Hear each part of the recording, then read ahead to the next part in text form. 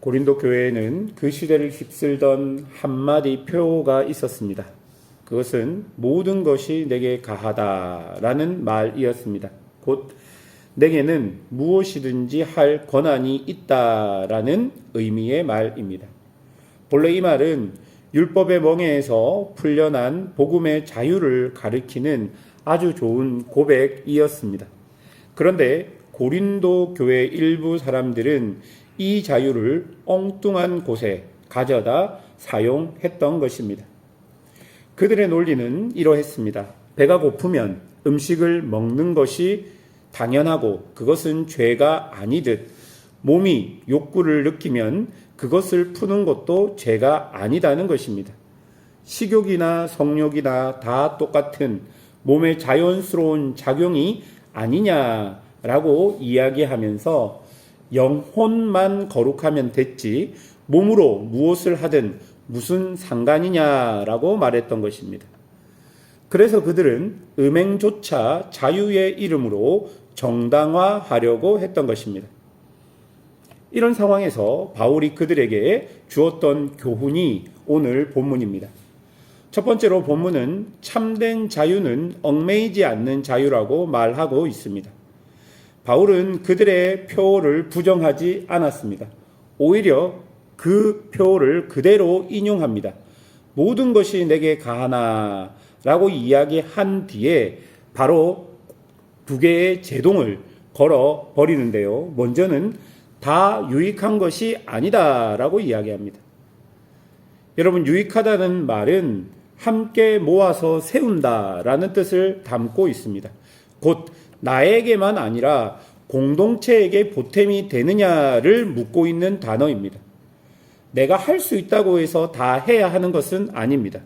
내가 하는 것이 어떤 형제를 무너뜨리는 자유라면 그것은 이미 자유가 아니라 폭력이라고 바울이 이야기하는 것이죠. 또한 바울은 내가 무엇이든지 얽매이지 아니하리라 라고 이야기합니다. 그러니까 내게 권한이 있다고 말하는 그들에게 바울은 나는 그것, 그러니까 내가 권한이 있어 무엇이든 하겠다라는 것에 지배당하지 않겠다라고 받아치는 것이죠.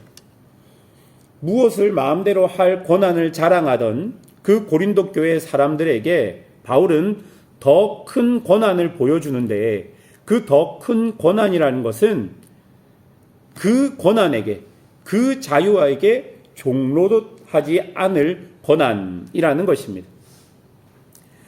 여러분, 여기에 자유에 대한 깊은 통찰이 있습니다.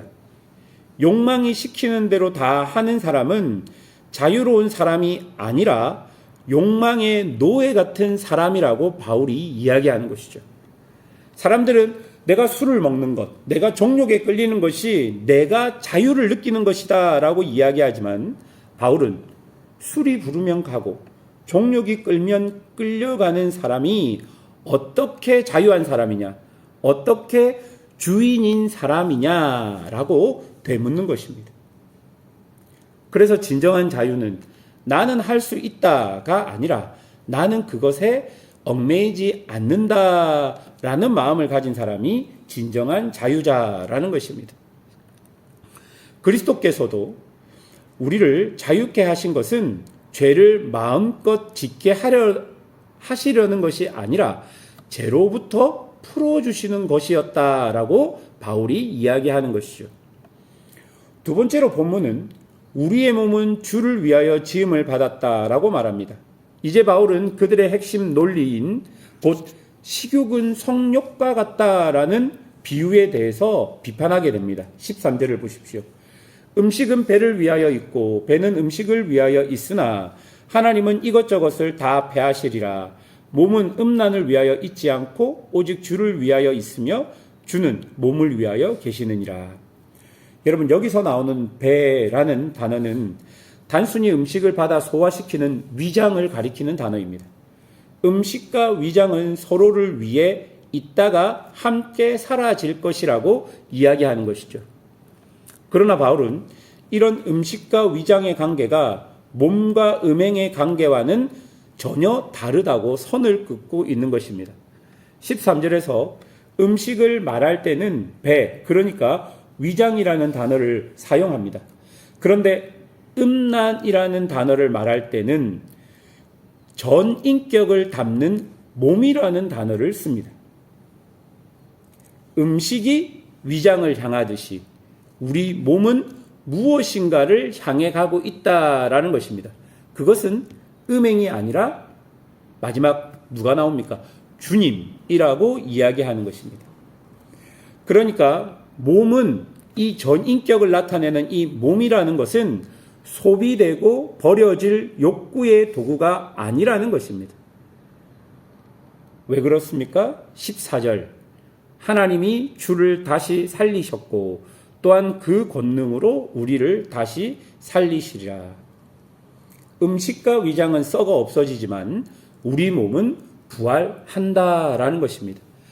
주님이 부활하신 그 몸으로 우리도 일으킴을 받는다라는 말입니다.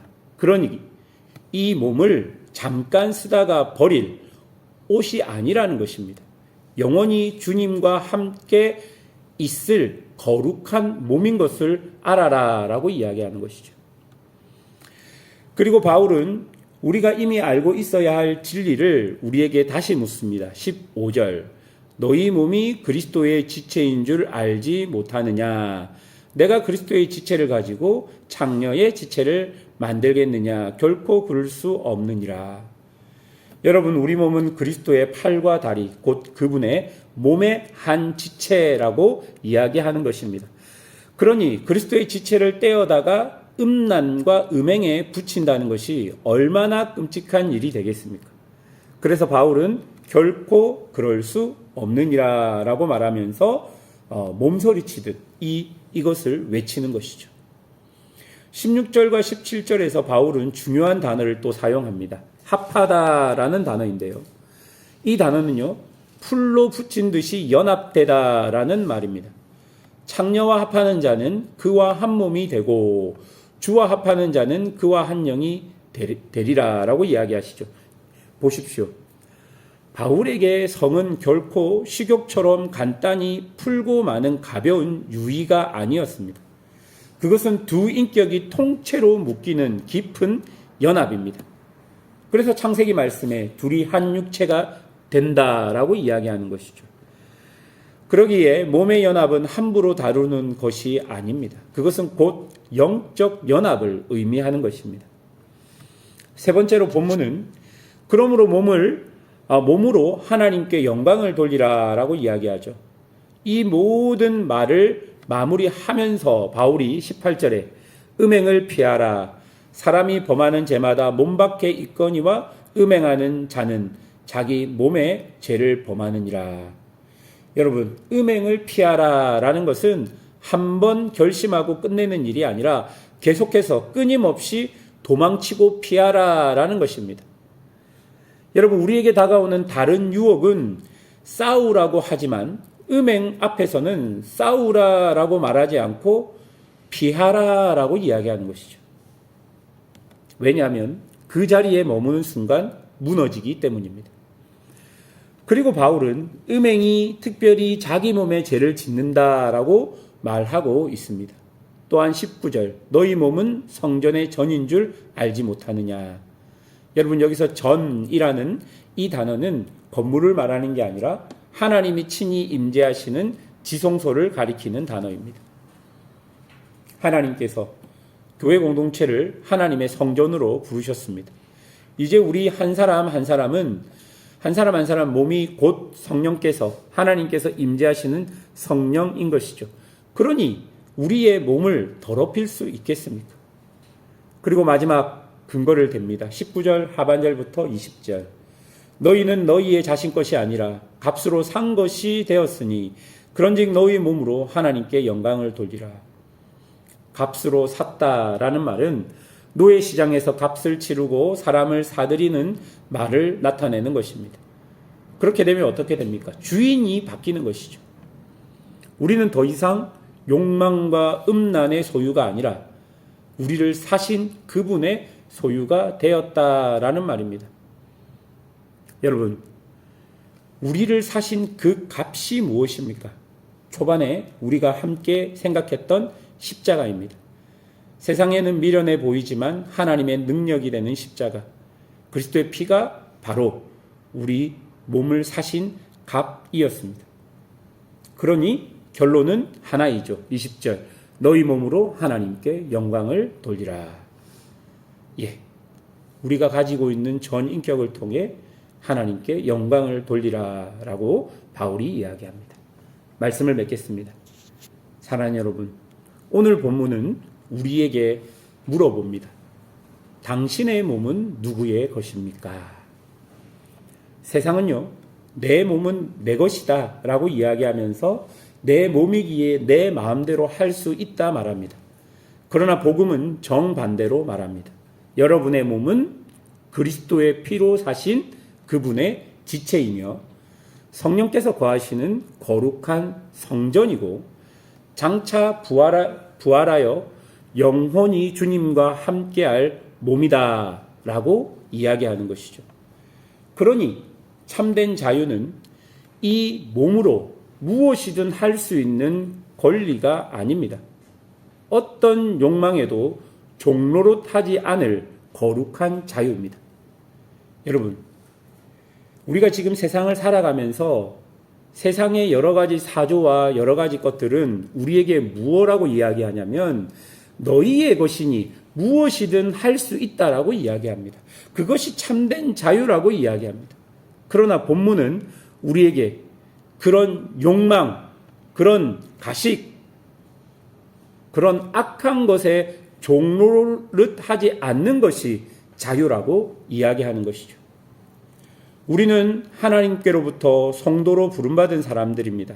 이제 거룩한 자로 부르심을 받았다면 그 거룩함은 나의 영혼뿐만 아니라 우리 몸에까지 입혀져야 마땅합니다. 오늘 우리의 두 손과 두 발, 우리의 눈과 입과 몸 전체가 정말로 하나님 앞에서 어떤 존재로 쓰고 있는지, 여러분 입안에서 나오는 말, 여러분이 하는 행동 모두를 한번 점검해 보시고 하나님 앞에서 거룩하게 하나님께 영광 돌리며 살아가시는 성도들이 되시기를 주님의 이름으로 축원합니다. 기도하겠습니다.